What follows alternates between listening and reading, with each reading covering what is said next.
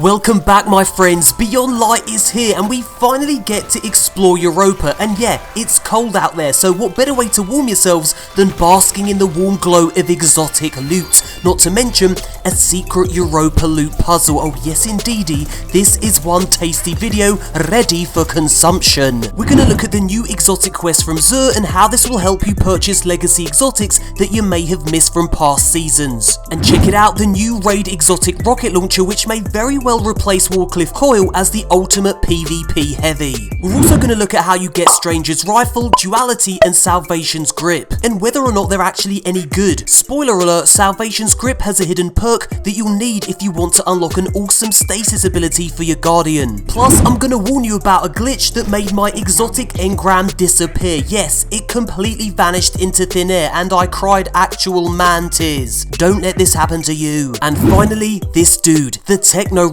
quite possibly the most elusive douchebag in Destiny's history. Now, I've only managed to get him to spawn once in 6 hours, and because he's such a rare spawn, I waited for my teammate to join me so that we could do this loot puzzle together. But as soon as my friend appeared, this utter bellend despawned. Now, you're probably wondering, what on earth am I talking about? Well, the Technorunner leads you to this mid-air loot puzzle, and I'm going to talk you through exactly how to successfully complete it. And stick around until the end of the video for some bonus content that made me realize just how crazy Bungie is. Okay then, so let's start with XUR. From this season onwards, XUR will offer a quest to earn one exotic cipher every week. You'll need to complete strikes or win matches in Crucible or Gambit. And extra progress is awarded for harder activities and for succeeding with clanmates. So why do you need exotic ciphers all of a sudden? Well, as you can see from the new kiosk in the tower, you need exotic ciphers in order to purchase legacy exotics from past seasons. So yeah, paying XUR a visit each week is going to become an essential trip for all you Guardians playing catch up. Next up, the new raid exotic rocket launcher, Eyes of Tomorrow. Now check out the perks on this absolute beast. The first exotic perk is called Eyes on All. This weapon is capable of tracking and firing at multiple targets simultaneously. Now that is going to come in very useful indeed in many situations. The second perk is called Adaptive Ordnance. Killing 4 or more combatants in a single volley increases the damage of the next volley. Now those are two seriously beastly perks, and I can see this exotic doing very well in PvP and perhaps surpassing Warcliffe Coil as the PvP heavy king. What do you guys think? Next up, exotic pulse rifle, no time to explain. Now you get this from the Stranger from simply completing the campaign, but only if you purchase the deluxe or collector's edition, otherwise you'll have to wait until next season for a chance to earn this weapon. But the question is it any good? You know what? I like it. Stacking crit hits with this weapon spawns a little auto turret that also shoots at your enemies, and if you continue to get crit hits while this little guy is spawned, it extends his duration and bullets also return to the magazine, so you can pretty much shoot forever without reloading with your little buddy as long as you keep hitting those crit spots. Now it's particularly effective against enemies like this that pretty much stay in one spot and allow you to consistently hit those crits. So yeah, it's a pretty good weapon for those kind of encounters. Next up, the exotic shotgun Duality, which you can pick up on the first rank of the paid season pass or rank 35 of the free season pass. Now Duality is the first 2-in-1 shotgun, and here's what I mean by that. Now if you hip fire this thing, it actually spreads the bullets, as you can see there. Now if you aim down sights, it fires one single slug.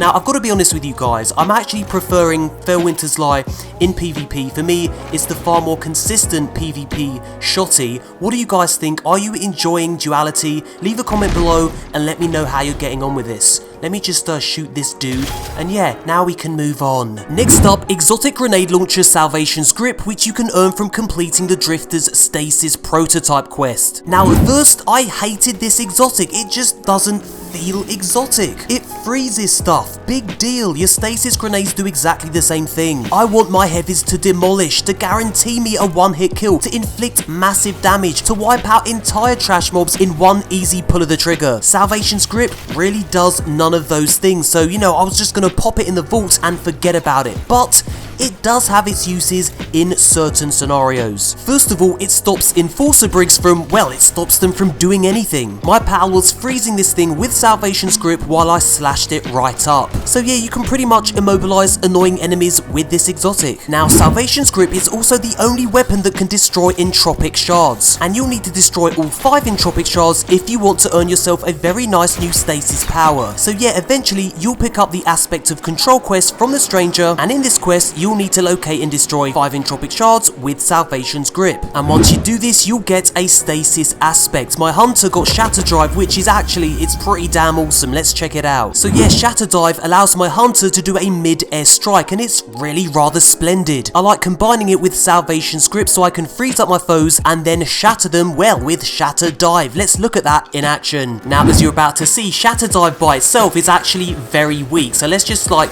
Shatter Dive into these guys. As you can see, it's not really doing much damage. It's got no cooldown, which is pretty cool, but it doesn't do much damage. Now, if I freeze this guy with Salvation's Grip and then do Shatter Dive, it takes him out completely. So you kind of got to combine it with stasis really in order to get the full effects from it.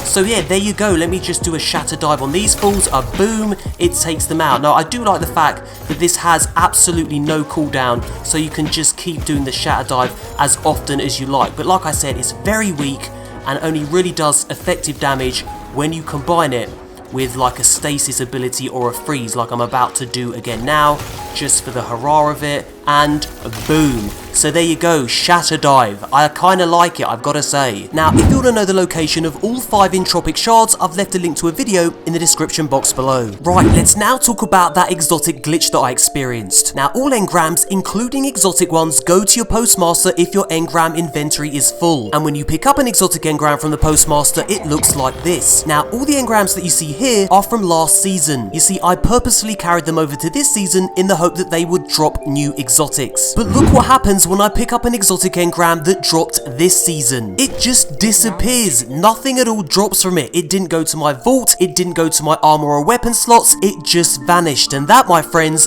is an effing crime against humanity. So yeah, I'd advise you to make sure that you keep at least a few of these engram slots free in case an exotic engram drops. Otherwise, you may be very disappointed once you try to collect your exotic engram from the postmaster. Now then, while we're still on the subject of the postmaster, check it out. I still have 2 exotic engrams which I can preview, and they reveal something pretty interesting.